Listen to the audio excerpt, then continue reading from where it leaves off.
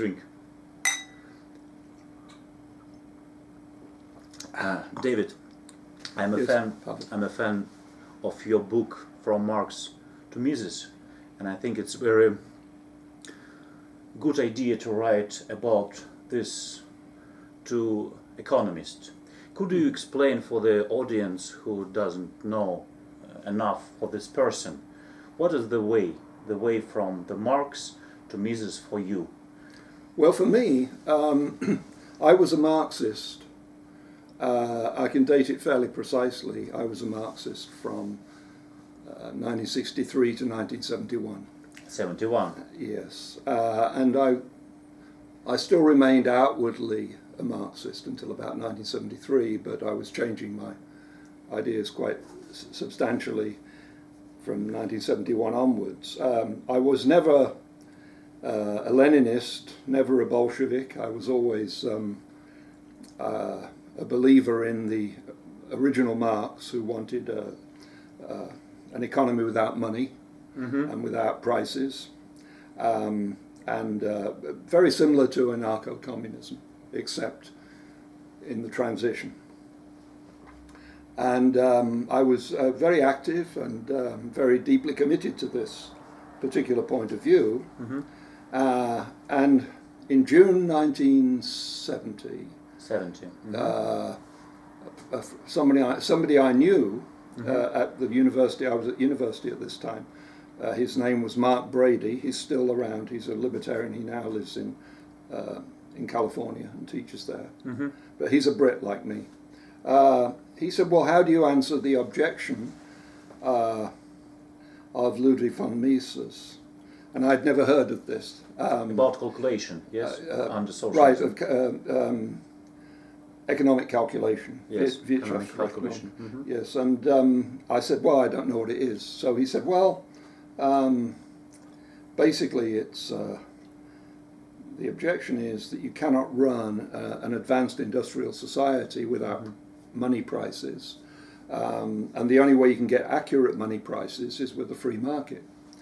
And I thought to myself, that's a pretty strong argument. But I didn't show that I thought that. I said, oh, that's a ridiculous argument. So then, from then on, from that conversation onwards, I talked to various people about this and read things about it, and read von Mises. Von Mises put this forward in an article he published in 1920. So this would be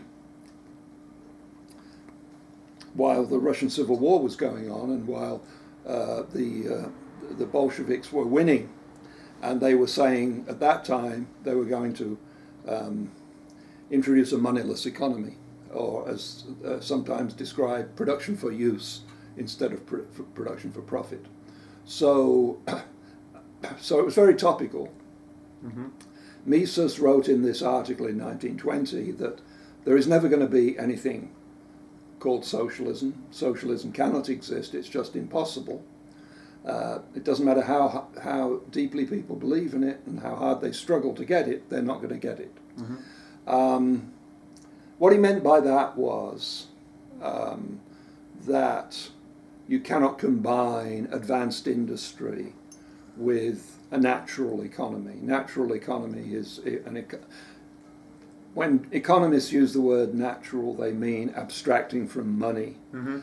So a natural economy is a moneyless economy or a purely administered economy. And at that time in 1920, that was the prevailing view among Marxists. The leader of Marxism in the world, the Pope of Marxism, was a man called Karl, and he published, I think, he published both before this and after this, and he had allowed that there would be money to ration consumer goods in a socialist society, but he didn't accept that commercial factors would play any part in allocating resources. So there would be no prices for capital goods, and that was pretty universally held at that time. And of course, In 1921, you got the new economic policy, and it was generally interpreted at that time that they tried to introduce socialism and they failed, and so they've given up and they've reintroduced a market economy. It wasn't quite that simple. They had liberalized the state controlled industrial sector, and they were permitting more or less free capitalism in the countryside for a brief period.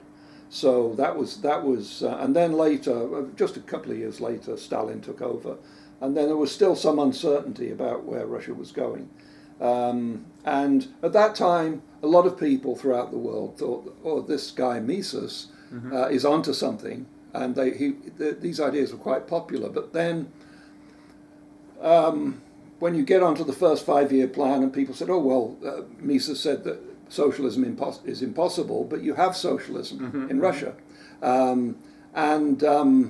So there was a tendency, when I first came to this subject and was reading about this in every place I could find in 1970, 1971, 1972, the general view was that Mises had said something really silly. He'd said socialism was impossible, and obviously socialism isn't impossible. So Mises is wrong, and actually a bit foolish. In fact, there's a very famous book, well, I don't know if it's famous now, but there was a book that was very widely read in English in the 1950s, 60s, 70s, called Capitalism, Socialism and Democracy by Joseph Schumpeter. And in that, he has a chapter called Can Capitalism Survive? And it opens with these two sentences: can capitalism survive? I do not think it can. And then he has a chapter on, is socialism possible? And he begins that chapter by saying, is socialism possible? Of course it is. And that was the prevailing opinion, the conventional wisdom from let's say immediately after the Second World War, up until the 1980s. So I was coming to this and finding that everybody was saying Mises was wrong. There was a lot of confusion because since the 1920s, the definition of socialism had become much less precise. So capitalism with a generous welfare state was described by some people as socialism. And you had that in Britain, where I was at this time, where I grew up. And you had that in Scandinavian countries and various other countries. So that muddied the waters, made it more difficult to be precise. So I worked at this, but of course, having come from a very uncompromising kind of socialism or communism, abolish money, abolish prices, I was, in a sense, favorably positioned to disregard some of this stuff.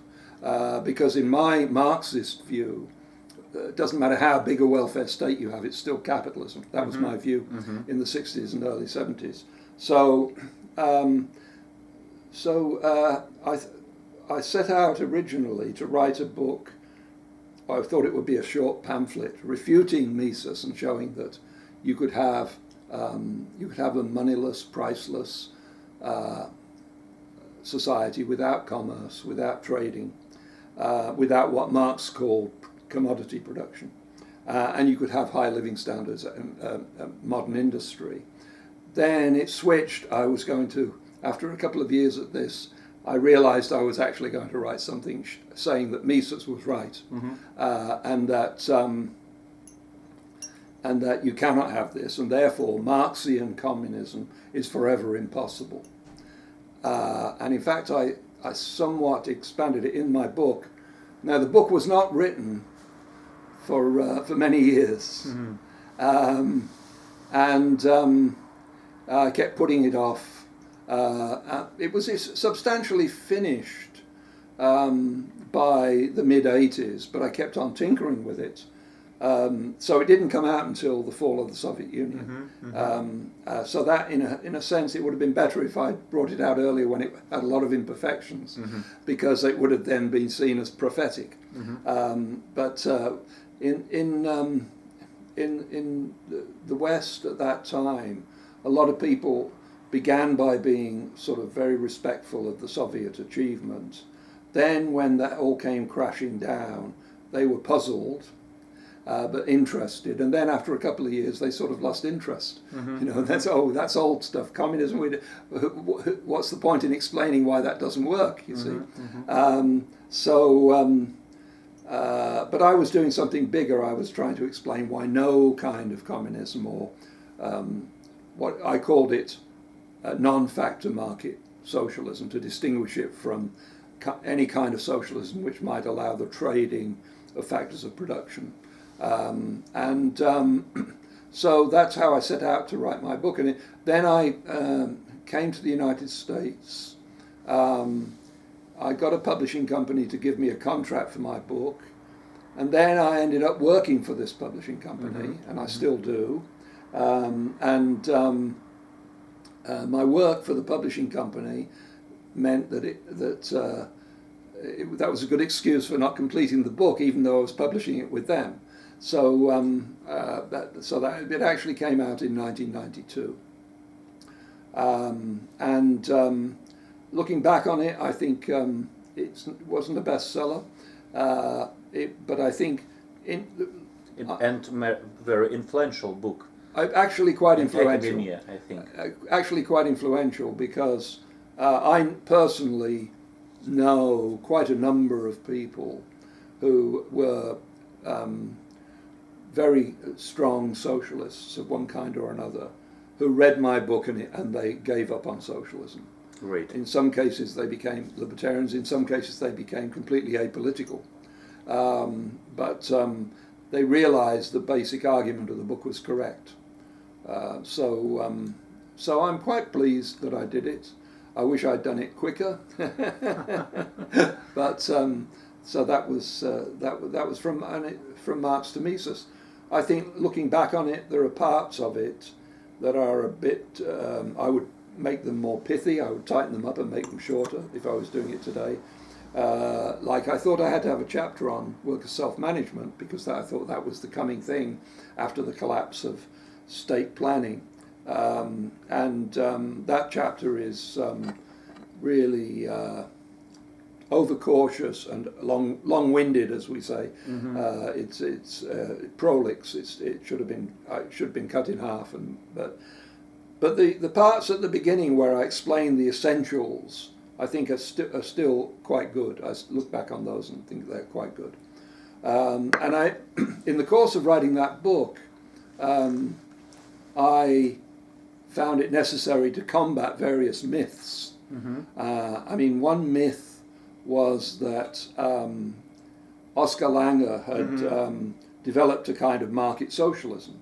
And quite the contrary, I think that Oscar Lange was trying to develop a non-market socialism that imitated the market in certain ways.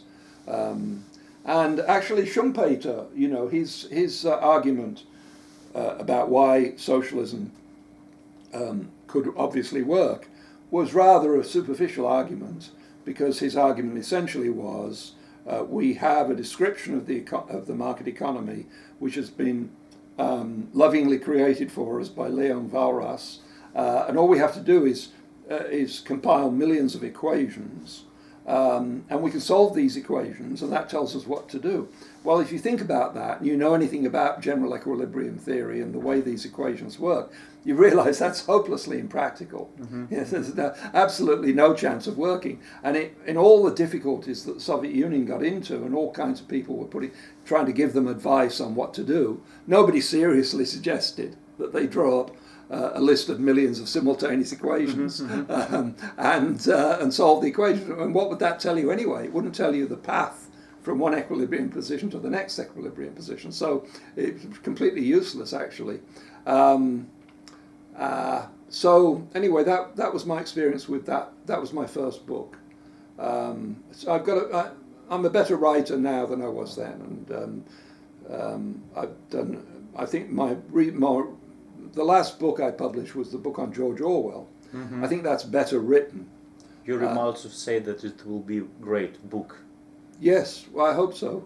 It certainly goes against all the usual things people say about George Orwell. It's very, very factual and documents everything and shows exactly what Orwell. It's about Orwell's beliefs. It's not about Orwell's life. It's not about Orwell's psychology. It's about his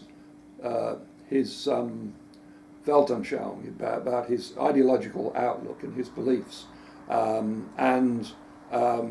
He also was at the begining socialist. Yes. He died a socialist. Yes, he was. George Orwell had a fairly short life.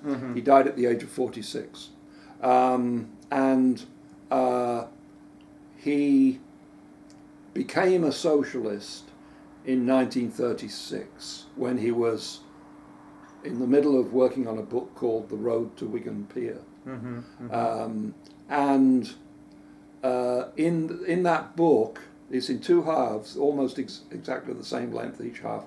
The first half is a study of conditions in the north of England. At that time, this is something you just need to know to understand that. In the 1920s, many countries in the world were doing quite well. They were prosperous.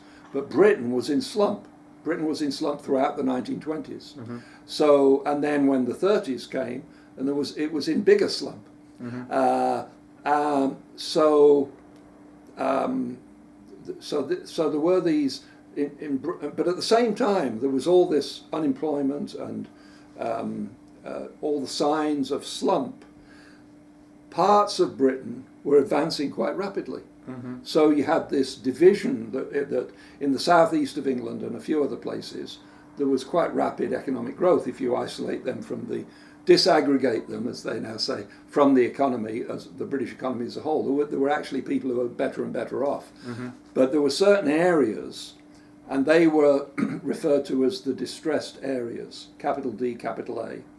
And among these were parts of Yorkshire and Lancashire, which is in the north of England. It's like more than 100 miles away from London. What Orwell had already written a book called Down and Out in Paris and London, which was about his experiences with no money, surviving in Paris. And so he was an obvious candidate to write a book about poverty in the north of England. So he went to the north of England explicitly to write a book. In the process of writing this book, he studied or talked to a lot of people who were very poor and led miserable, disgusting lives, although he exaggerated that and played it up. And the people who showed him around and who were organized to explain all this to him were all socialists. They were either members of the Communist Party, or they were left-wing members of the Labour Party, or they were members of the ILP, Independent Labour Party. So he was confronted by all this poverty, and he became a socialist. He had a conversion to socialism at some point. I say vaguely in the book, I always say mid-1936. It's clear that his previous book was a novel called Keep the Aspidistra Flying, and that he's definitely in that book an anti-socialist. And you can see clearly that he was opposed to socialism, but he became a socialist while he was writing The Road to Wigan Pier. So he wrote that book. The first half of the book is about poverty in the north of England and detailing it and showing what wages were like and what conditions were like. The second half of the book is his conclusions, and it basically it's to quote a phrase from Leszek Kolakowski, he wrote, I think, it's my correct views on everything. That's what it is. So he tells you. So Orwell's views before that are often very uncertain, and it's difficult to be sure what he thought. But in this second half of The Road to Wigan Pier, he gives a very full account of his views on socialism, capitalism, fascism, all kinds of things. So he's become a socialist. Now, he becomes a socialist in mid-1936. He dies in January 1950. In all that time, he was a socialist. There's no basis. Now, you can speculate that if he'd lived a lot longer, he would have, there are all kinds of things going on in his thinking which might have led him to change his views. It's highly likely, but we'll never know because he died.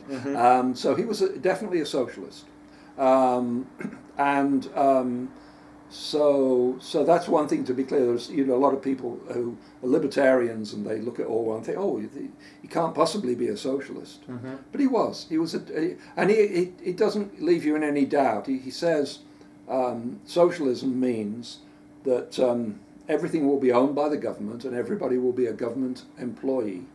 And wages will be more or less equal. There will be equal incomes. Property incomes will be abolished. So that's his view of socialism. Now, he wanted to combine socialism with democracy. He was very fearful, worried, concerned about totalitarianism. He thought there was this horrible system coming called totalitarianism. He was afraid it might be inevitable, because one of the things about people who became socialists in Britain in the 1930s was it wasn't that they thought socialism is a good idea, let's try it. It was capitalism is at the end of its rope. It can't possibly survive. And so we have to have some kind of collectivism. That was the general view. Not only socialism type of collectivism, national socialism too. It's one of the ways. Well, it was a period. It was very popular, like a socialism. Right. But that's an interesting thing about Orwell. The general left view of fascism, and when leftists in the 1930s talked about fascism, they were mainly talking about Nazism, which didn't call itself fascist. The general left view about fascism was capitalism is dying, so the capitalists have paid the fascists to use all kinds of hypnotic tricks to bamboozle the workers in order to reduce workers' wages so that capitalism can survive a bit longer. Because don't forget, at that time, Marxists still had all kinds of mechanistic theories like the falling rate of profit. So capitalism was doomed for various reasons, but one of them was the falling rate of profit, right, which Marx had explained in Volume 3 of Capital could not possibly be averted. And now, of course, this was quite wrong, but this is what they believed. So this is the theory was that the capitalists had paid the fascists to mystify and use occult methods of persuasion on the workers, so they would support this fascist regime, which would then reduce workers' wages, which would keep capitalism going a bit longer because of the falling rate of profit. You had to reduce workers' wages. Now, this is all wrong in various ways, but that's what Orwell believed. But it's interesting that quite early, Orwell said, well, that's how Nazism began. But if we look at Nazism now, we can see it's becoming like Bolshevism. It's becoming like, so the National Socialist Germany is becoming like more and more like the Soviet Union. Now, where did he get this from? Well, he got it from various places, but a key figure is Franz Borkenau, who wrote various books about he would have been a communist, been a member of the Communist International. In what country? Now, where was he located? He ended up in Britain. I'm not sure. I think he was in Central Europe somewhere, maybe in Hungary. But he wrote a book about the Spanish Civil War, which impressed Orwell, because Orwell fought in the Spanish Civil War quite briefly and in a very atypical theatre. But he saw that the communists were putting forward a narrative that was wrong.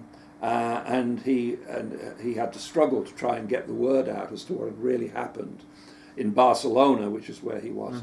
And he found that Borkenau wrote this book, which I think it's called The Spanish Labyrinth, something like that. But it was a book about the Spanish Civil War that he liked. And he got talking when Borkenau came to Britain, because, all these Central Europeans came to Britain or the United States because National Socialism was spreading its influence over the continent.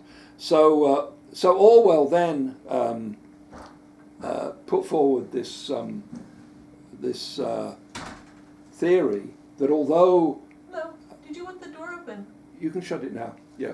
You're It's going not to a edit this problem. bit out. We cut it. Yeah. We can make pause if you want. Yeah. Hello. Hi. We just make video right now. What? We're being videoed. We make We're making a video movie. about. And you've ruined it. Sorry. It's not a problem. We will cut this. Okay, I'll be quiet. So Orwell had this view that he agreed with the left theory as to how Nazism had started, but he thought that you could see that it was changing its character, and it was actually in the process of abolishing capitalism and creating something very similar to the Soviet Union, although it was behind the Soviet Union, several years behind.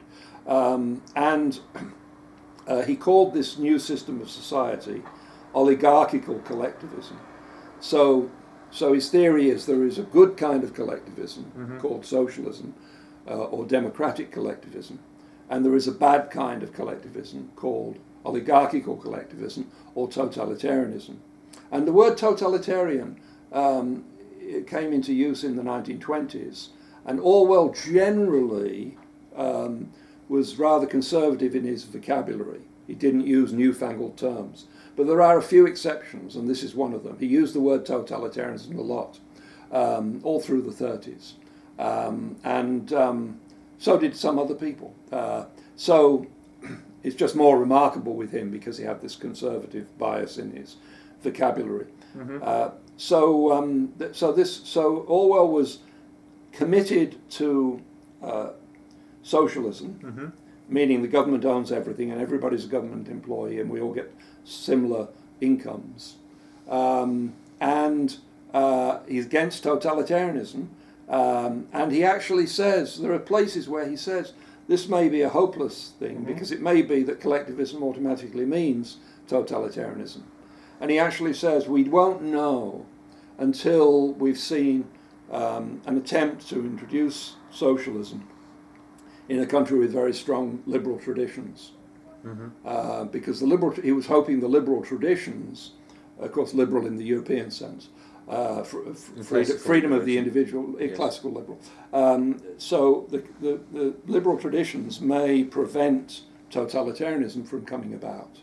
And so that because of that view, he was very anxious when he saw signs that intellectuals were becoming less and less concerned with liberty and more inclined, as they were in Britain throughout the 30s gradually, what's all this talk about liberty? Let's do something effective. That was the kind of rhetoric people engaged in, and this alarmed Orwell. And he was also alarmed by signs that people were becoming amoral. So literary works in which the new kind of gangster crime stories, which were rather cold-blooded and in which they were unsentimental and they showed people casually committing acts of brutality, he thought this was a very bad sign, because it could mean that the young intellectuals would lose respect for liberty, and they wouldn't be able to. Nothing could stop collectivism. This is his view, but the intellectuals were becoming illiberal, and therefore they wouldn't be able to stop collectivism becoming totalitarianism. So you see, after he wrote this book, The Road to Wigan Pier, he handed it in to the publisher. This is in December 1936, and he went straight off to Spain. And he fought. So the Spanish Civil War went from 1936 to 1939, and there were two sides: the right and the left, the nationalists and the Republicans. But of course, the left didn't call them nationalists; they called them fascists. And some of them were, but not all of them. He went. He went to fight, and most people who went there were lots of people, thousands of people went from Western countries, including the United States and including Britain. Thousands of people went to fight in Spain for the left, and most of them went into what were called the international brigades, which were actually controlled by the Communist Party. You didn't have to be a Communist Party member to join the international brigades and fight for them, but they controlled it. For complicated reasons, Orwell wasn't allowed by the international brigades, by the Communist Party boss in London. Actually, wouldn't allow or wouldn't give Orwell a letter of introduction so that he could fight for the international brigade. So he did the next best thing. He fought for this smaller operation, which was sponsored in Britain by the ILP, the Independent Labour Party, and they had connections with this group in Barcelona, essentially, in Catalonia, which was called the POUM, and the POUM was an anti-Stalinist Marxist group. So most books call them Trotskyists. That's not strictly accurate, because actually Trotsky denounced the POUM, and the POUM had differences with Trotsky, but they're like Trotsky. So, and this was a time when, of course, the Soviet Union, Stalin was paranoid about Trotskyism, and everybody who didn't agree with the Communist Party, especially if they were to the left of the Communist Party, was branded a Trotskyist by this Communist parties, and they regarded them as the worst kind of devils. So he went to fight for for the militia of the POUM. So the POUM, it's Spanish. It stands for Working Class Party of Marxist Unification. So you can tell it's not a mass party. It's a little group of intellectuals. But he went to fight for their militia, and he fought for a few months,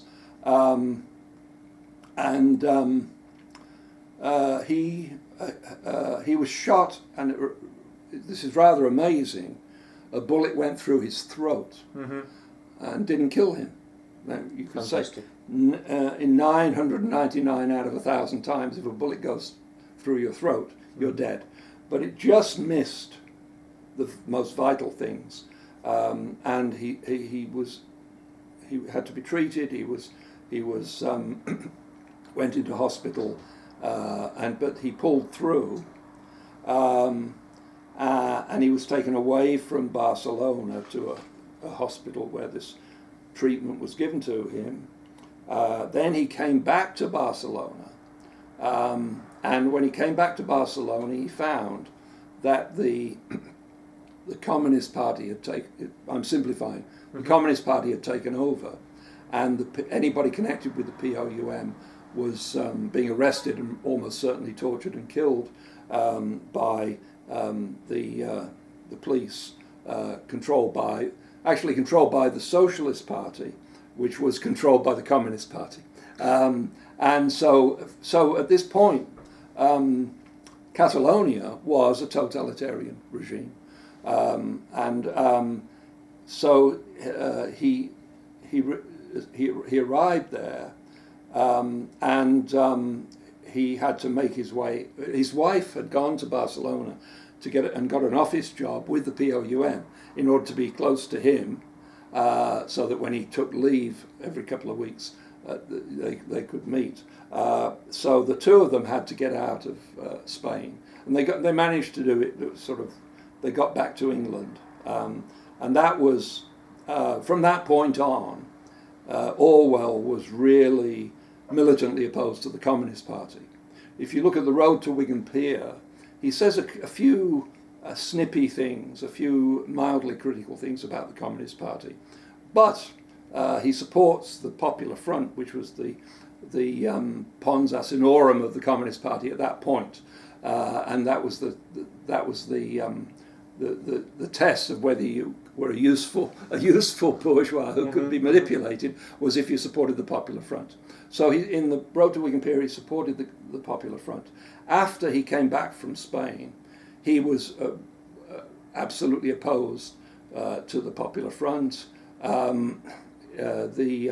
His book, The Road to Wigan Pier, had appeared in something called the Left Book Club, which was controlled by a committee of three, and all three of them were communist fellow travellers. In fact, one of them, John Strachey, was such a communist fellow traveller that he would have joined the Communist Party, but they wouldn't let him join. So that's that. Strachey, yeah, John Strachey, yes. From England. From England. Yeah, they were all three English, Is he a friend of Keynes? Yes, yeah, they all knew each other. Yes, Strachey was below upper crust. Yes, I see. He was an upper crust person. See, this may be politically incorrect, but the thing about Strachey was that he was upper crust English, ruling class, you might say. I see. But he looked Jewish. And so people would often ask him whether he was Jewish, because he looked Jewish, right? And the odd thing is this: he had one Jewish ancestor, and you know who that was? Nassau Senior, the economist, 19th century economist, right? I see. Yeah, so that was the one Jewish ancestor. So it's an interesting thing about a little bit of gossip about Strachey. But anyway, so the three, Strachey, Gallant, and who was the other one? I can't remember, but there were three well-known communist fellow travellers. So basically, the Left Book Club was propaganda for the Popular Front. That's what it was. So they published The Road to Wigan Pier by Orwell. It came out when Orwell was already in Spain, so it came out in March 1937. After he came back from Spain, Orwell had nothing but contempt for the Left Book Club, even though they'd published his book. And so he completely changed his views, and it looked as though he was going to be very isolated. But then, of course, we know what happened in August 1939. That was the pact between Molotov and Ribbentrop. And suddenly suddenly there was no Popular Front. The Popular Front was gone with the wind. So suddenly Orwell found himself in agreement with some of these major figures on the left, like Gallant, who owned the publishing company and also owned the Left Book Club. He found that they more or less agreed on most things now that the Soviet Union and the Third Reich were allies. So in that period, Orwell was quite, of course, after June 22nd, 1941, this changed again. But there was this period where Orwell was, completely in good graces of major people on the left in Britain. Could you tell something about relationship between Orwell and Hayek? Because I know that Orwell writes introduction into Road to Serfdom. Is it something important for all ideas of socialism by Hayek? Do you know something about maybe friendship, maybe meetings? I don't believe that Orwell ever met Hayek, or and he didn't write an introduction. It might have been used as an introduction. He wrote a review. In fact, it was a joint review. He jointly reviewed two books. One was The Road to Serfdom by Hayek, and the other one was a book by a Labour Party MP who was actually what was then called a crypto-communist, always voted the communist line, whose name was Connie Ziliakis, sort of Latinized Finnish name, but he was a fairly well-known figure, and he was an MP sort of during the coalition government during the war and then after the war, and then actually Ziliakis, who had been a loyal follower of Stalin in all these things, supported Tito when Yugoslavia and the Soviet Union fell out. He supported Tito, so suddenly all the communists who had loved him hated him. But anyway, so Orwell reviewed these two books, and the introduction to the review goes something like this. It's not exact. This is a sort of paraphrase. Here we have two books.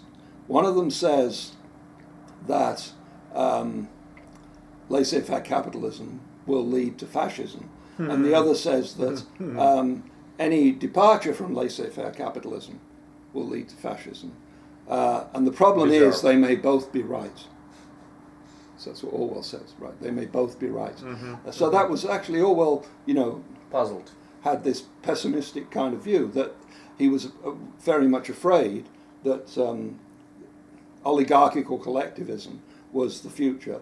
But the bits in that review, it's a very light review. He doesn't say, it's very short, even though it's two books. He's reviewing two books. It's still very short. It's like 3 or 4 pages. But you can tell, if you know Orwell, as I do, and know his thinking, you can tell that, Orwell was quite good. Orwell was a brilliant, persuasive writer, and he was quite good at sending a message unmistakably without appearing to explicitly agree with it. And the message of that review is that this book by Hayek is really interesting, and you ought to read it. And he says something like, "This is a very valuable book because it's so out of fashion." You see that choice of words, because he's saying, you might be prejudiced against Hayek because you think he's right wing and you're a left winger, but that's just a matter of fashion. So he's inserting this idea, so he's sort of he's basically, you read that review, and if it influences you at all, you think, oh, maybe there's something in this Hayek. But of course, it has all the usual leftist tropes. He says that's where he says the famous line: "The trouble with competition is that somebody wins." So the trouble with competitions is that somebody always wins them. So that's. I don't believe that he knew, unless he met him later, but I think that would have appeared in the biographies, and I've read all the biographies. I certainly would have remembered. So he never met Hayek, as far as anybody knows. Hayek was somebody that there are certain people that Orwell couldn't understand, and I think Hayek was one of them. I read what Orwell had to say about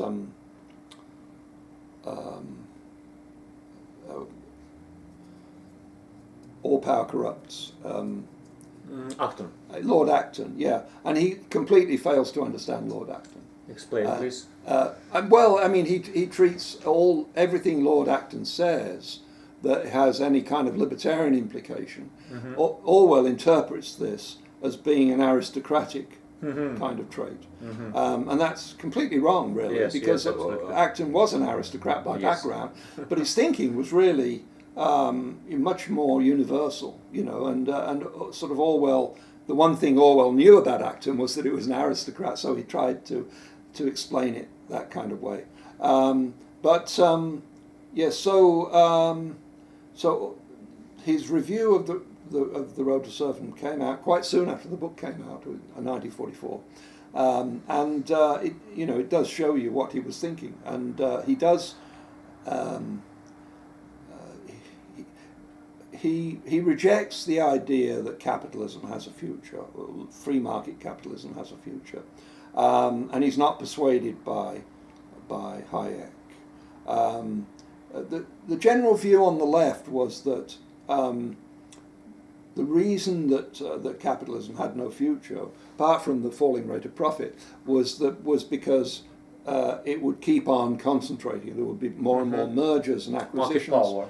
Right. So eventually there'd be one big firm owning everything, and that was obviously ripe for socialism. All you had to do with the people take over, and you've got socialism. Well, of course, that didn't happen and wasn't happening. That was just a myth. But Orwell had other reasons that he came up with for why capitalism wasn't going to survive, and one of them was that people want security, and therefore welfare state kind of measures. People will always vote for security as against liberty. This is what Orwell says. And therefore the welfare state will get bigger and bigger. And this will be one way in which capitalism will be abolished. It will be abolished gradually, moving towards a big welfare state. So that was what he thought. Okay, what do you think? What are the greatest for you book of Orwell? Do you think that Orwell is best writers of 20th century in England, or what do you prefer? What do you think about his style and about his books and novels? Yes, I mean, I think I would more or less agree with the consensus that the greatest achievement is 1984. Animal Farm is also the greatest. Could you explain why do you think that it's a great book? Right. I think here... Because we have many dystopia in history of literature, maybe more interesting than Orwell, but 1984, it's, I think, most popular right now. Why? Well, I think it's very well done. The plot is very well worked into the portrayal of this society. Orwell had a good grasp of disaster. I feel disaster when I'm reading this page. Something horrible. Right. See, Orwell. This was a very conscious thing on Orwell's part. It was not. It was not a kind of wild inspiration. The book by Aldous Huxley, Brave New World, came out in 31 or 32, and Orwell began by admiring it, and he quotes it admiringly in his last anti-socialist novel, which is Keep the Aspidistra Flying. But then he began to say privately. Now we now have the complete works of George Orwell in 20 volumes, and I should explain that the sort of Orwell wrote 9 book-length works, novels or non-fiction, and the first 9 volumes of the collected works of those 9, and then the other 11 are everything he wrote in a certain period, so chronological period. And everything that has survived is in those collected works. So we know everything that Orwell wrote that survived, even very casual notes and letters, and even if it hasn't survived, if it's known about, it's listed. So we have a very, very complete in the collected works. We have a very, very complete assembly of everything that Orwell wrote. And he began to think, after a few years of admiring A Brave New World, that that totalitarianism was going to be much more brutal than this, and much less glamorous, and so it preoccupied him from I would say around the time he came back from Spain, sort of early 1938.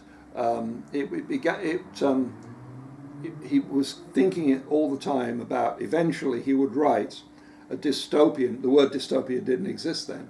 He would write that kind of book, and it would be very different from Brave New World. So he has this idea in his mind, consciously dwelling on it for those years. And in fact, there's correspondence where he wants to get hold of a translation of the book We by Zamyatin, Yevgeny Zamyatin, and Russian writer. The Russian writer. And Zamyatin's book We is a very worthwhile book, worth reading.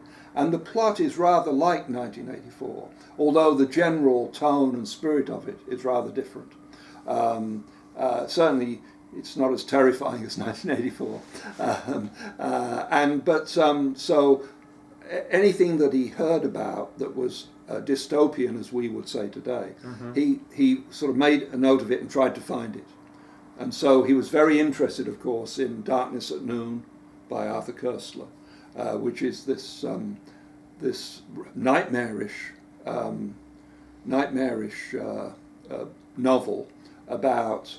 It's set in a Russian prison camp, and the main character is an old Bolshevik who has become branded as a critic of Stalin, and therefore he's obviously going to be killed. This character, this old Bolshevik who's become a Trotskyist, so to speak, although Trotsky isn't mentioned. It could even be Trotsky if you imagine that Trotsky had been captured. The ending, sorry to spoil it for everybody, the ending is that this old Bolshevik who has withstood all kinds of torture and fought in the Civil War, fought in the Revolution, he decides to completely go along with the story that the state is telling, because he says that the only significance your life you have is to serve the party, and if it serves the party right now, then you go along with it, even though all they're saying is lies. We'll go along with it. So Darkness at Noon influenced him a lot. It was one of the books. He also went back to other dystopian stories like The Iron Heel by Jack London,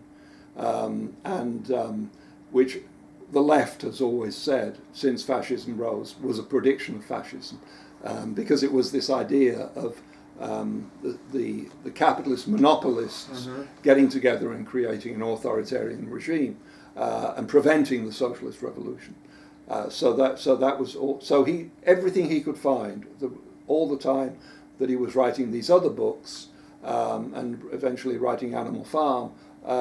He was all thinking he was going to write a big dystopian novel, which was going to be a complete rejection of the Aldous Huxley view, and so that's what he eventually did. And one thing about 1984 that people may tend to misunderstand now is that all the major themes in it were quite familiar to people, to intellectuals who read intellectual magazines. They knew that in the Soviet Union and in Nazi Germany, children informed on their parents. They knew that in both Soviet Union and Nazi Germany, there were pictures of the great leader everywhere. So there's all these things that they knew, that in both the Soviet Union and Nazi Germany, history could be changed, so that it was true that this had happened, then suddenly it was false that it had happened. So all these things were talked about. They were not invented by Orwell. They were familiar to people. So the originality of the book is not that he makes those points, because these points had been made before, and most readers of 1984 had read them before. but he powerfully put them together in a way that was sort of irresistible. And lots of people, when I was very young, I read 1984, and it was a very depressing book. Absolutely. Absolutely. And a lot of people have said, that when they read 1984, after they put it down, they felt like committing suicide. And one of the things I say in my book is that there is actually humour in 1984. So you might end up committing suicide, but you would have a few chuckles first, because there are things in 1984 which are, it's grim humour. It's not but it's there. This is interesting because humor is one of the features of Kafka dystopias. Could you clarify connection between Kafka's books and his view of totalitarian system and bureaucracy? What about Orwell? He knew something about Kafka. Right. Read him. He must have done. Right about something about him. Yeah, I mean, I think that Kafka started being translated into English in the 30s, and there's no doubt that Orwell would have read those books. But he doesn't talk about them. He doesn't talk about them. No. I mean, he was actually one person he does talk about, and he mentions occasionally, and you can see he's very familiar with, is Karl it's a Czech writer. Yes. Čapek or Čapek. RUR, Rossum's Universal Robots. That was something that Orwell really admired that book, and it influenced him. And it influenced him in a different way as well. The one thing about Orwell we haven't mentioned is that Orwell in 1936, let's say, but this is something that carries over from his pre-socialist days. So you can say Orwell, let's say between 1930 and 1937, something like that. Orwell is a big enemy of progress. He is, and of course that fits in with RUR, because this whole idea of the robots taking over and building all these houses for no reason it symbolizes progress in the minds of these people, intellectuals like Orwell. Orwell, one of the things I say in my book on Orwell is that he was a post-socialist before he was a socialist. And what I mean by that is this, that around the turn of the century, around the year 1900 or even a bit earlier, a lot of intellectuals in Europe adopted a certain way of looking at the world. It was influenced by the fin de siècle disenchantment, disillusionment with progress and with rationality. So they turned against progress and rationality, or didn't turn, that's probably too strong. They became less convinced of the viability of progress and rationality. And so I call these people post-socialists because they don't want to be socialists because... Soviet style. Well, it's not even that. Mm-hmm. They accept everything the socialists say about capitalism. So capitalism is a rotten, evil system because what the socialists are saying about it is basically true. But the socialists have got these illusions about what's possible, and it's really not possible. I mean, so there are plenty of good examples of this. I mean, a good example would be the writings of Anatole France. That he has this Penguin Island, the island of the penguins. Mm-hmm. That there's going to be in the future, there's going to be this capitalist progress. Then there's going to be a sort of collapse. Then it goes back to medieval times. Then it builds up again. There's more capitalist progress. Then it collapses again with no socialist revolution. So this pessimistic view of the future that people are not rational. Mm-hmm. You can't trust them to do rational things, to act in their self-interest or anything like that, or even in their class interest. This is a set of ideas that grips Orwell from before the time he was a socialist, and he maintains it into when he becomes a convert to socialism in 1936, he maintains this idea. And so if you read the second half of The Road to Wigan Pier, one of the strange things about it is that he's saying, what's the point of industrial progress? Or he calls it the machine. What's the point of the machine? It doesn't get us anywhere. One of the points he makes is, what's the point in people having shorter working hours? Because they'll only spend their new leisure time in doing things that are foolish and worthless. So there's no point in doing that. So Orwell has this anti-progress view, so then what happens then as we come into the 40s is he starts to change that view slightly. He starts to vacillate between that view and a view that is actually more typical of the left. And because the left at that time, unlike today, was in favour of progress. So this is an odd thing about Orwell, that he starts out as this reactionary who doesn't believe in progress and decries it, and thinks that we shouldn't be enthusiastic about modern industry and higher living standards and shorter working hours. But then he starts to qualify that a bit.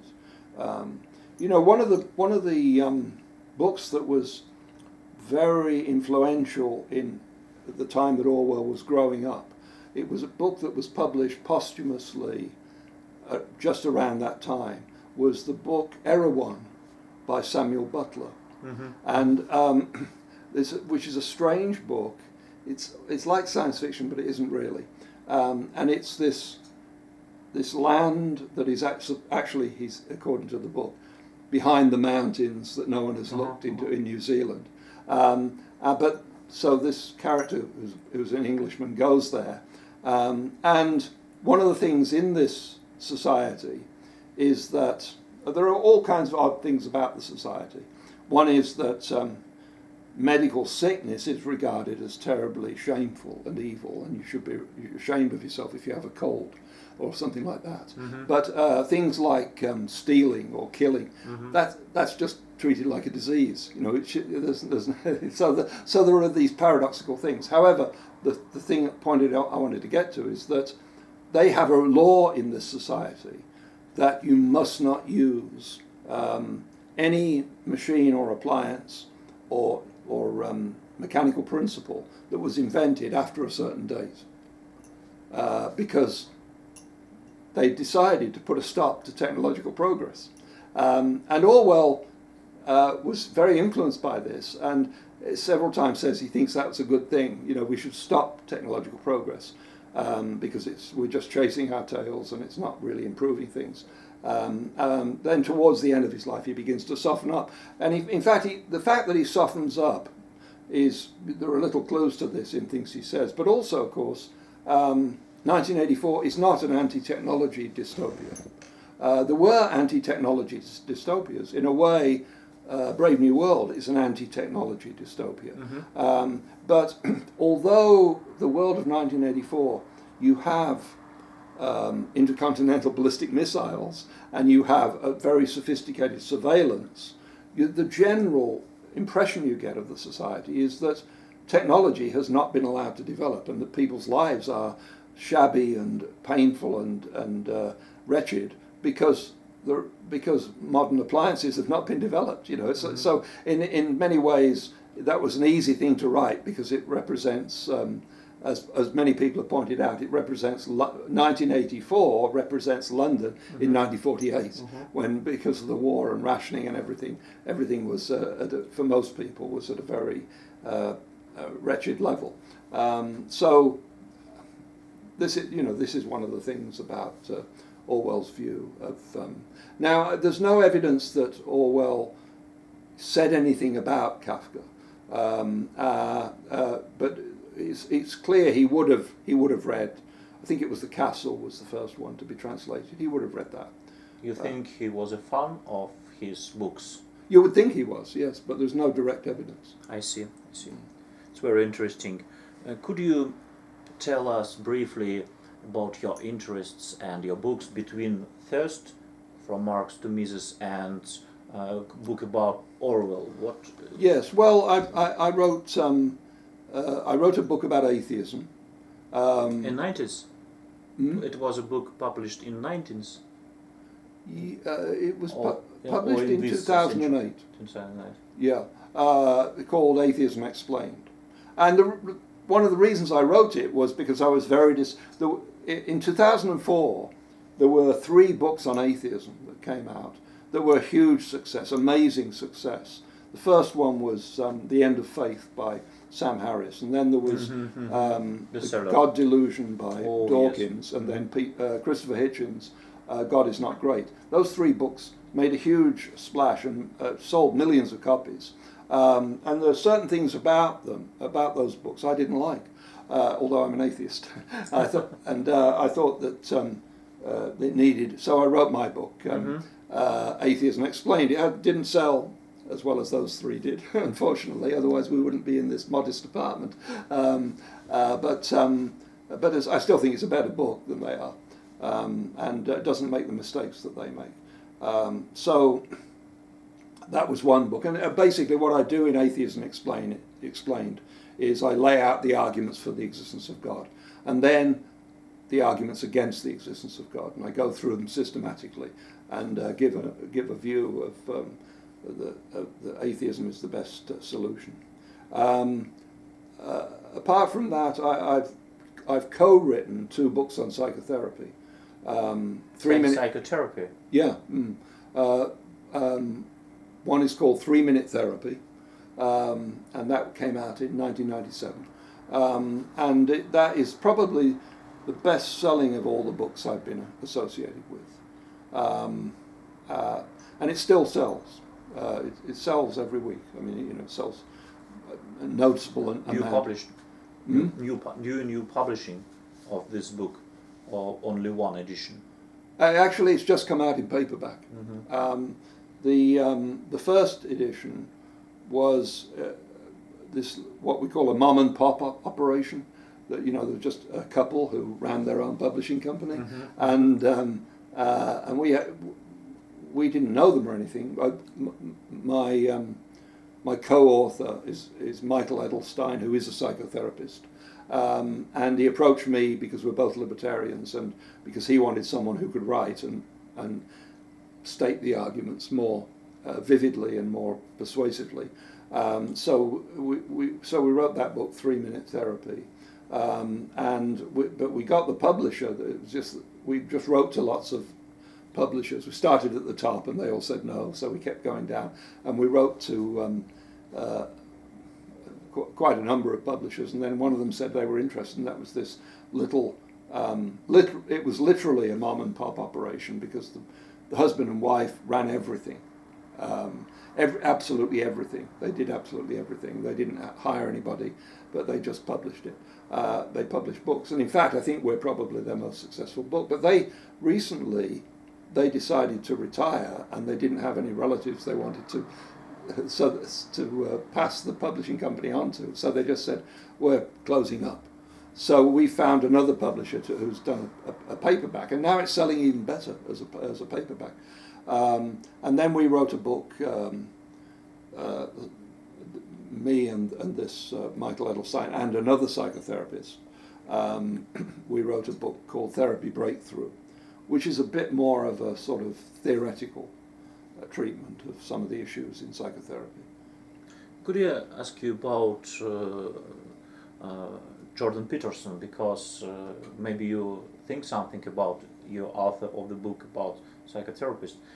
He is a good guy or not so? What do you think about his... you want me to tell you the truth about Jordan Peterson?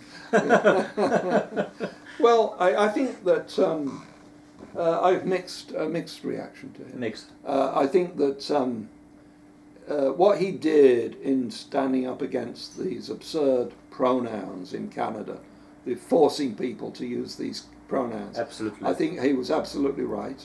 And I think he's very knowledgeable about research psychology in a certain period when he was at Harvard, basically, Especially in Jung and etc. Well, I think that this is where he starts to go off the rails. You see, I think that since he became a celebrity, he goes on these tours and he does these meetings, and what he has chosen to do is to talk about classic stories like Bible stories, and I think that although if you look on YouTube at some of these things, as I have, he will start to explain a Bible story, but then he will go off at a tangent and not talk about the Bible story for half an hour and talk about something else. Yes. And then he'll come back and he'll talk about the Bible story for 1 minute, and then he'll go off for another half an hour tangent. I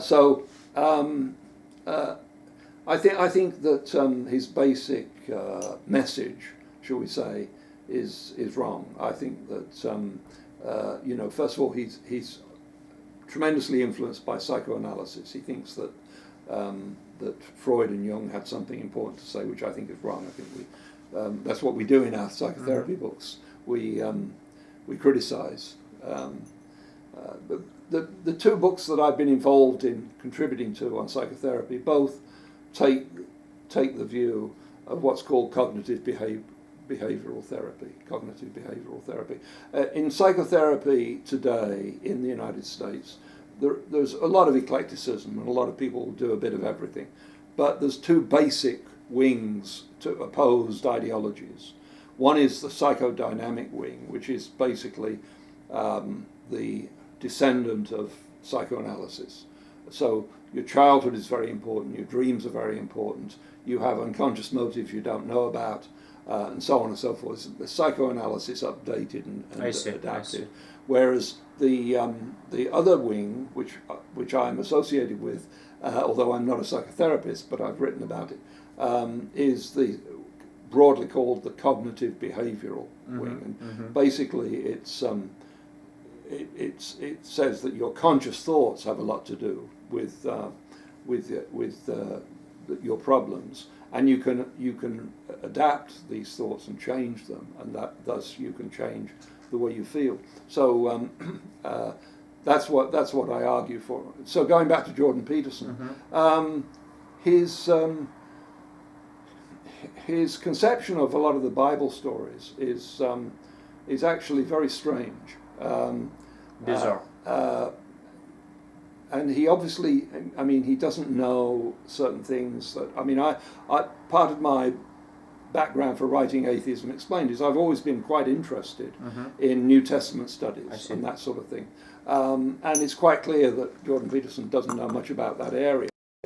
And so he makes sort of strange mistakes. Like, I'll give you a sort of example. When he talks about Adam and Eve, or Adam and Hava, as the Hebrew scholars would say, he does it through a very Protestant Christian sort of lens. So he obviously doesn't realize that the people who wrote the Torah didn't believe in original sin, didn't believe in an afterlife, didn't believe in a devil. Right? He doesn't know. Jordan Peterson doesn't know these things, right? So if he does, he's got a distorted view of. So he looks at the story of Adam and Eve, and he looks at it through Protestant eyes,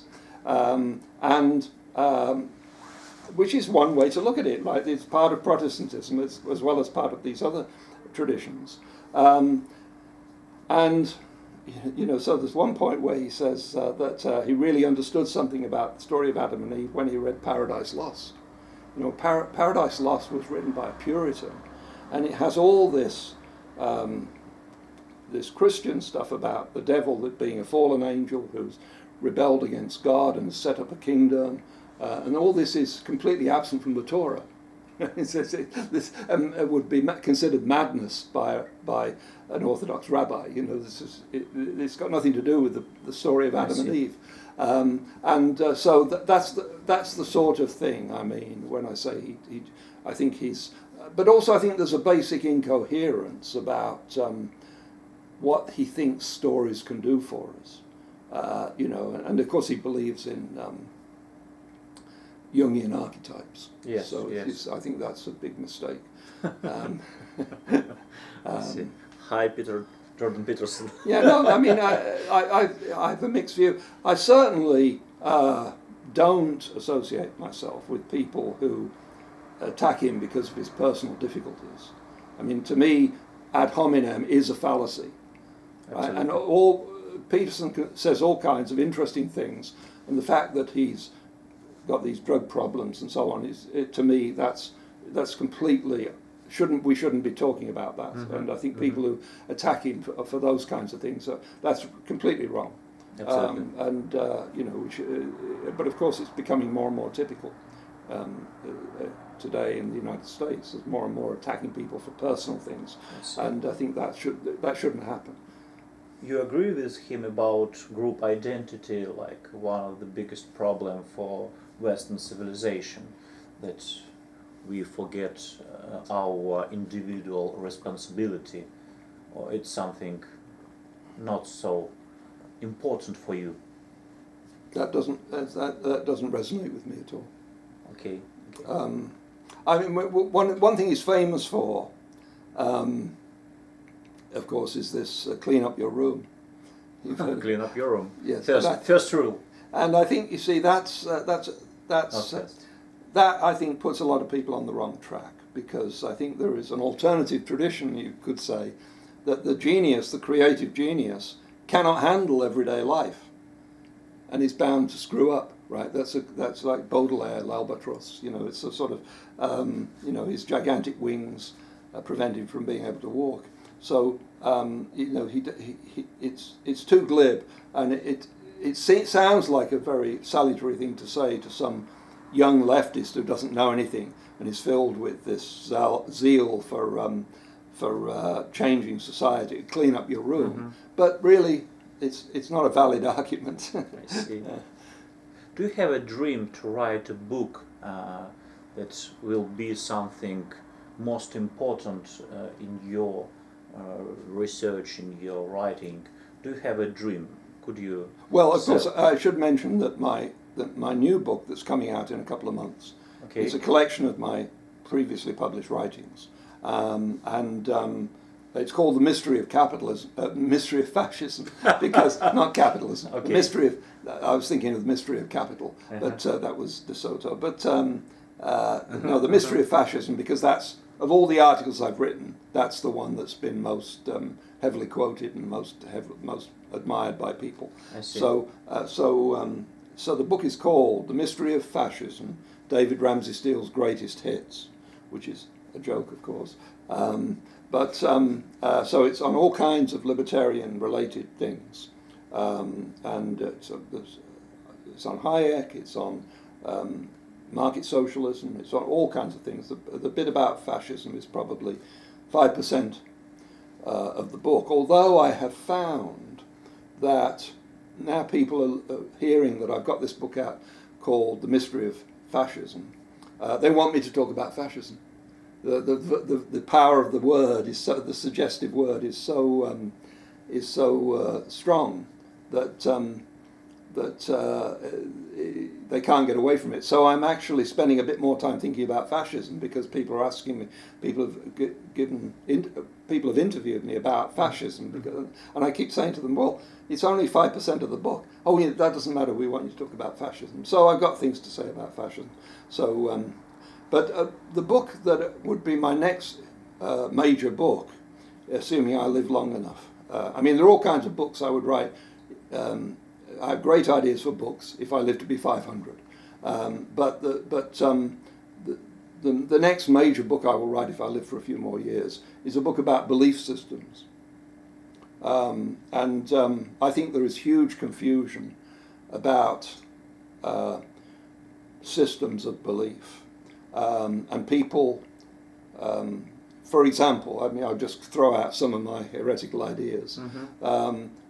If somebody comes to a system of belief they don't share, one of the things they will say is, well, there is confirmation bias here, right? These people just looking for evidence to support what they're... Mm-hmm, mm-hmm. And my response to that would be, yes, but so do you. And I think that confirmation bias is essential. Yes. This comes from Karl Popper, Popper said if you have a clash between two scientific theories, the people who are defending the old theory, it's good that they have a certain amount of dogmatism. Popper says this because otherwise, if they give in at the first whiff of criticism, we're not really testing. We're not really finding out intellectually how these theories can perform. So you want a bit of dogmatism on both sides. And I think that's absolutely right. So I take the view that, and of course I take the view that that bias is inevitable and it's rational and it's helpful, and confirmation bias is essential. And various other aspects of belief systems that people decry are actually essential, and we shouldn't decry them. We should work around them. For example, I think that it's true that in all belief systems there's a tendency for certain documents or certain books to become sacred scriptures. And I think there are very good reasons why that happens. And that, that there's something inherent in the logic of belief systems. One of the things is you have to, for various reasons, it's important to know who belongs to this belief system and who doesn't. So that means you have to have criteria. So if you look at the history of Christianity, for example, you get all these confessions or statements of principle. And why do they need to keep doing it? Why don't they go back to the first creeds? Well, it's because things change and there are new issues. And so you have to define everything afresh in the light of these new issues. And so you've got this constant interplay between changing conditions and the sacred scriptures of the belief system. And so part of my approach is that there is no radical difference between religion and science. These are all attempts to explain the world. People sort of half grasp this when they say things like, global warming isn't science, it's a religion. Well, that's true, but so is science a religion. So is global warming skepticism a religion. So there's a great similarity much more similarity in all belief systems than you would think. You take something like Randian objectivism and Jehovah's Witnesses, let's say. There's tremendous similarity because they both got a message they want to get out. They both got a set of beliefs that they will set up as being a criterion. You belong to us if you have these beliefs, and you don't belong to us if you don't, and so on. So they both have some sacred documents that you can go to and say that crystallizes what we believe. And you can do this. Take any two belief systems, and you'll find tremendous similarity in the way they operate. So this is all these ideas. I'm going to develop in this book on belief systems if I ever finish it. Okay, back to your published book. If you could survive only one book for the future, do you have, lovely, your own book that you write? Only one book for the future? You mean of the books I've written? Yes. Imagine this abstract situation. Well, I suppose I would have to say the George Orwell book. George Orwell. Do you think it's a lovely book for you right now? Well, the thing is that... or most important? It states something which nobody else has... It gives a view of Orwell which nobody else has given, which I think is correct. Mm-hmm. And I think you'll understand Orwell much better if you read my book on Orwell. But it does more than that. It brings out certain themes. For instance, what's the relationship between socialism and democracy? It brings out those kinds of issues, and you can see them played out in Orwell's life. And I give a certain twist to those kinds of issues. And what is the difference between totalitarianism and collectivism? And to what extent do socialists have to believe in progress? All those kinds of very general issues are covered. I see. Back to your I think, very important book about From Marx to Mises. Mm-hmm. What do you think about last tendencies that Marx became more and more popular? Maybe correct slogan for last decade will be from Mises to Marx. Lefts became more and more influential, and is it correct name for maybe a new book, not maybe your book, but maybe another after, From the Mises to Marx, how lefts became so popular? Right. I think that there's a lot of people who like Marx but don't know much about him, and what they tend to do is fasten on things in Marx that were not, in Marx's opinion, the most important. I mean, I think if you look at Marx's own view of what he was doing, it's clear that he was planning to write a great 4-volume work that would finish off economic theory and put it on a new track. So he only ever published the first volume, so that's Capital Volume 1. And the rest of it, Volumes 2 and 3 and 4, which is called Theories of Surplus Value, which is a survey and critique of previous theories. That was his great work to which he devoted most of his life, and which he put in hours after hour after hour in the British Museum. And so in Marx's own opinion, that was his great work. And I think that's other things, like the stray remarks about methodology in the Grundrisse, that sort of thing. I think you can French philosophers who live in a world of pretentious vacuity, they can spend months talking about some of these things that really are not all that crucial. From Marx's own point of view, Marx wouldn't have recognized this as being what he was trying to do. And Marx has had a recovery of popularity, but it's not based on we found that something Marx said is absolutely spot on. It's so accurate. It's not that. It's just a sort of general love for someone who is this ideal radical. It's a bit like the way people refer to Nietzsche, and don't really know much about Nietzsche, but there's something romantic about Nietzsche, and there's a lot of Marx is a romantic figure. Yeah, I think he is. Yes. Why? Why so pretty? I think it's something strange. No. It's something like religion. What is this in current Western world? I think if someone says that, starts saying that Marx got a lot of things right, you just have to ask them, well, what did he get right? Because I think Marx was quite clever and had some very astute insights, but I think his overall system is basically flawed. And there is this. This is something you can never prove, so I would never make it the basis of anything because it's unsubstantiated. But there is the fact that when these works started coming out in the 1870s, of Walras and Jevons and Menger, Marx essentially stopped work, and Engels was sending him money every month. He was sending him money which he got from exploiting the workers in Lancashire. Yes. Right? Surplus value. He was transferring surplus value to Marx on the understanding that Marx would finish this great book, Capital. But the last few years, Marx didn't do anything. He was paralyzed for some reason. And now it's very unfair. But I think there's a natural conjecture is that he realized there was something basically flawed. That he realized that economic theory was going in a direction that was going to be very fruitful and that was leaving his analysis behind. And he probably realized that the transformation problem couldn't be solved.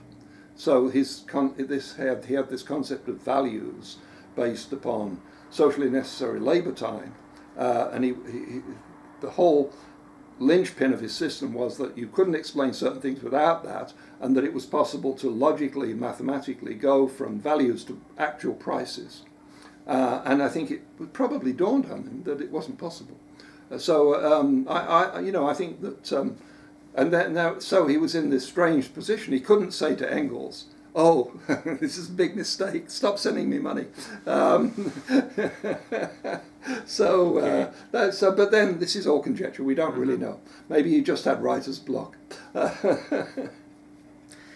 What do you think about these tendencies of popularity of left ideas? Is it dangerous for our society today, or it's just one of the trends of current world?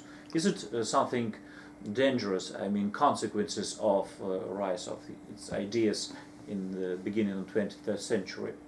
Well, I mean, could we repeat something like Soviet experience and 20th century experience?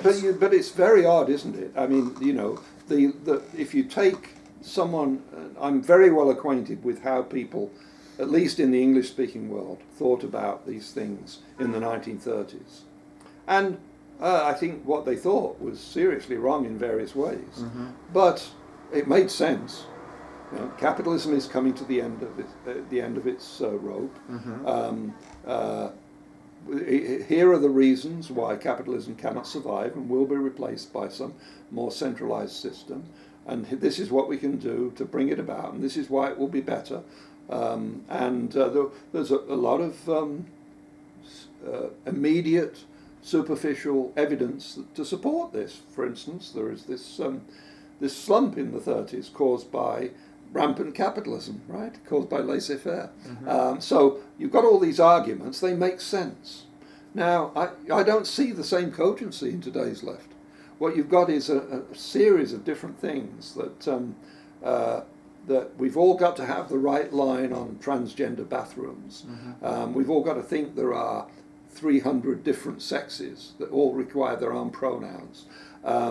We've got to believe that the world is about to be destroyed by emissions of carbon dioxide. The sort of disconnected bits of strange beliefs that don't really harmonize very well, and some of which are inevitably going to disappear. You know, they can't survive. You know, one of the things that strikes me about having spent quite a bit of time thinking about Orwell and trying to put myself in his mind and what was he thinking in the 1930s. And actually, a lot of it is very similar to what I was thinking in the 1960s. Not entirely, but a lot of it was very similar. But one of the things that strikes me, and this is what I say right at the end of my Orwell book, this is my concluding thought, is that the intellectuals at any one period are deeply committed to certain beliefs which a few decades later no one is going to take seriously. Now, of course, it's easy to say that, and we don't know precisely which ones no one's going to take seriously, but if you look at throughout the last couple of hundred years, you see this. You see that intellectuals are preoccupied with something and they think it's very important. 20, 30, 40 years later, it's not just that people take a different view. They find it incomprehensible that anybody could ever have believed that. You know, one of the things that I've occasionally said is that if you imagine you're in 2069, the year 2069, and you were to suggest to someone that there are more than two sexes, they look at you as though you were crazy, and you would say, yeah, but 50 years ago, people used to believe this, and they won't believe you. They won't believe that people ever believed that. And the same if you were to say, you know, putting carbon dioxide into the atmosphere is going to create catastrophe, a climate catastrophe. If you say that to someone in 2069, they're going to look at you and say, what? Don't you know that it's getting colder all the time? Or whatever they might say, depending upon what the weather's like at that point. You know, and you say, yeah, but 50 years ago, you know, people actually believed this. No, you're kidding. Nobody could have believed that, right? So that's what I think. Things come and go. I think that part of what's going on now is bound up with what's called postmodernism. and it's bound up with the expansion of the universities. I mean, most 95% of the population have no business being in a place called a university, right? Once you get above 5% of the population, what you're doing, you're saying is, well, we're having a cute kind of finishing school, which, like chimpanzees having a tea party, is imitating what a university would be like, and you can have fun pretending that you've got a university, right? But actually, it's something totally different. It's like a sort of luxury spending on the young people who want to sort of blow away part of their lives before they get serious about things. So that's part of it. And so you have all these people who are in these disciplines like culture studies, women's studies, African American studies, and all that sort of thing. And basically, they're not doing anything valuable. They're barely literate, but they're usually good at spinning a fog of mystifying words that mean very little. And they're passionately committed to these postmodernist ideas that there is no truth, or that every point of view is valid. What can you do with that? So that is something new. You didn't have that in the 30s. In the 30s, less than 5% of the population went to university or thought that they were at all equipped to pronounce about certain things. Whereas now you have this disturbed young teenager in Sweden who says who's attacking the world and saying just how evil it is, and with great conviction. Where this is leading is difficult to say, but it might lead to a contraction of the whole higher education system and just people going to work and doing things that are more useful. Could I ask you about current political situation in the United States right now? Because for me it's very puzzle problem. I can't understand what's happening right now, and of course I'm asking you about central figure of this process, president. Right. Well, I have to be careful what I say. Okay. I think that I certainly agree with you that a lot of what's going on right now on the political level is very baffling, and it's very difficult to know what to think. I mean, instinctively, I would tend to think, well, free trade is good, and people who promote tariffs are doing something bad. I think the free movement is good, and people who put up walls at borders, there's something bad about that. That's my instinctive sort of feeling. Mm-hmm. On the other hand, Trump is doing things which a huge number of the population, including the traditional working class, think is freeing them from this ruling class of politically correct leftists who are trying to run their lives. And so instinctively, I agree with the working class on that. So I think I'm not as rosy. I don't have such rosy spectacles about Trump as Yuri does. And I think that in as much as it might be true, I mean, let's consider what Trump says about trade. It makes no sense. It's pure nonsense. The idea that a trade deficit is ipso facto bad, and that anybody who runs a trade surplus... 17th century. It's economic illiteracy. It's complete nonsense. On the other hand, it fits into the way people think. And nobody's going to challenge it, because to challenge it would be, except in an economics seminar where nobody's listening. And there is this theory that people like Yuri have that, okay, there are all these trade deals, and maybe what will come out of it is a better approximation to free trade, a closer approximation to free trade, which has been got by threat of tariffs. Well, that's possible, but it's also a big gamble. Something could go wrong. And, contracting world trade by tariffs is a really bad habit to get into. And it didn't, it was one of the things that made the 30s depression take root. So it's very bad. But on the other hand, another way to look at it is a completely different way to frame this is you've got Trump. He's done some good things, like cutting taxes, cutting regulations. And you've got this increasingly crazy left that seem to have taken leave of their senses. And it's not the old left, that wanted a bit more government regulation or anything. They are utterly crazy, and they're taking seriously things that would just be complete,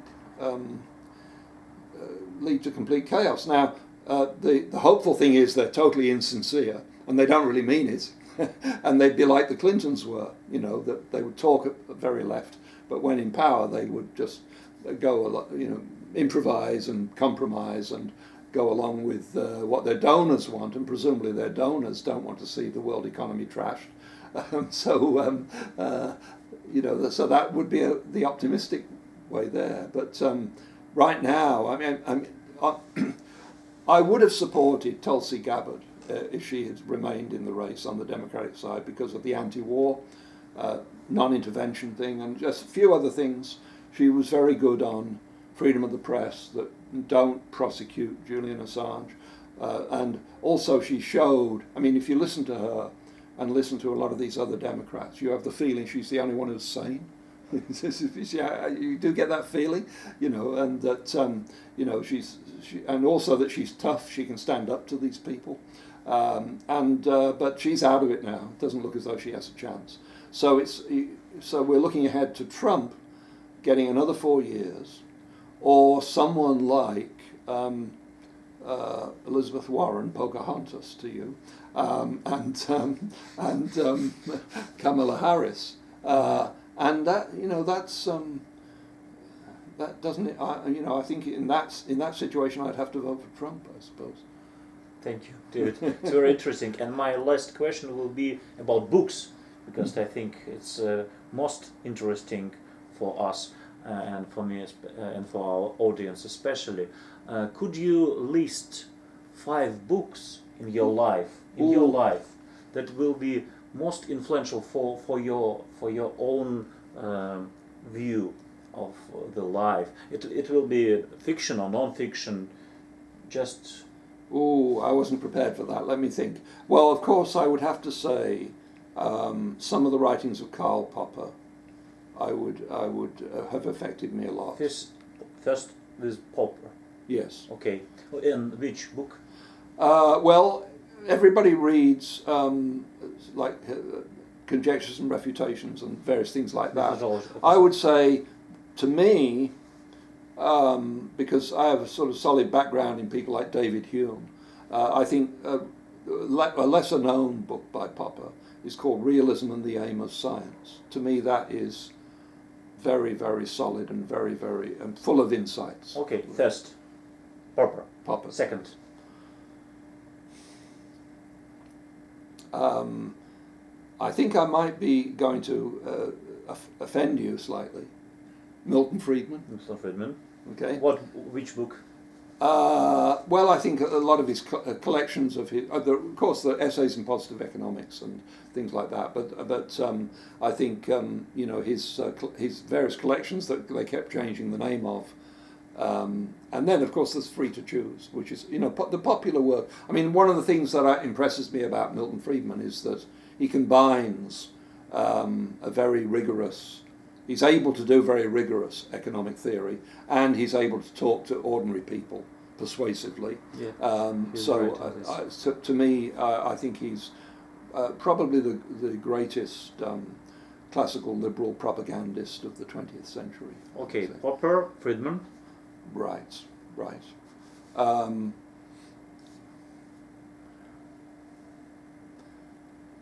not sure who I would... Orwell, actually, strangely, because I disagree with Orwell on a lot of things. I mean, influence, not agree. But he raises... very important for your life. He raises certain questions. Okay. And I think if you read Animal Farm in 1984, it's difficult to avoid thinking about some of these things in a very serious way. Absolutely. Okay. Third, it will be Orwell. Yes. Yes. Fourth. Fourth and five. Oh, that many. Also two. Enough is two, and this there is someone who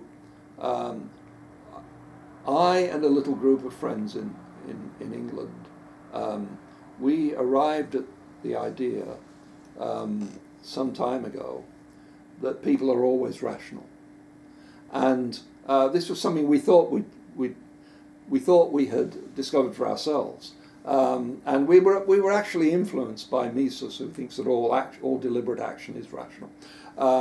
By the way, I'm not. You probably guessed I'm not a Misesian in methodology. I don't agree with all this praxeology stuff. But we started developing that, and we talk online and that sort of thing, and we put forward this theory. And then suddenly we realised there was this German guy. I guess you pronounce his name Gigerenzer. Gigerenzer, yes.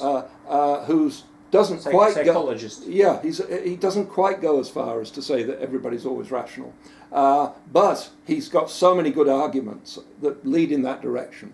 That all these things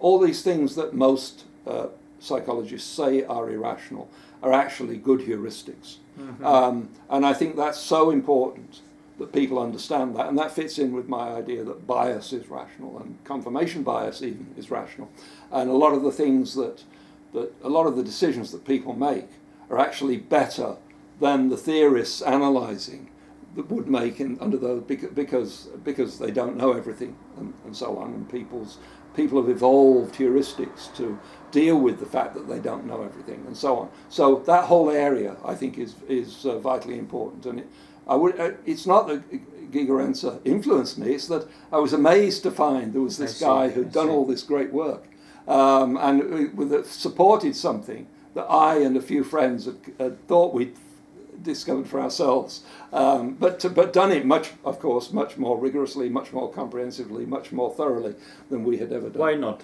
Fourth, Gigerenzer, and yes. Last, fifth. I would say that there is a fifth, but it's a shadowy figure that isn't embodied in one person. And I would say this: it's all the different things that come together to show that the Freudian assumptions are wrong. So, everything that undermines belief in the unconscious mind, everything that undermines that kind of thinking. And I suppose you could sum it up in the latest book by Frederick Crews. He came out with he's written a lot of anti-Freudian books. One time he was the great Freudian in literary criticism in the US. That was his big fame, that he would apply Freudian theory to people like Moby Dick, Herman Melville, and that sort of thing. But then he suddenly realised it was all wrong and started writing these anti-Freudian books. And the last one he wrote that came out a couple of years ago, I think sums up his life's work as an anti-Freudian crusader. So I wouldn't say that Frederick Crews himself came up with a lot of new ideas, but he summed up a lot of thinking that was going on. And of course, this is all influenced by the fact that it was discovered that what Freud said about his cases was mostly lies. He made it up. And that it's been found that from his original notes and everything that it didn't happen the way he said it did, and so I would say that the anti-Freudian figure that doesn't exist as a single individual, but is summed up by Frederick Crews. I think that would be number 5. Excellent, David. Thank you very much for an interesting conversation. Well, thanks very much for giving me the opportunity to talk, which I will always do. You want another glass of wine, I see. It will be excellent.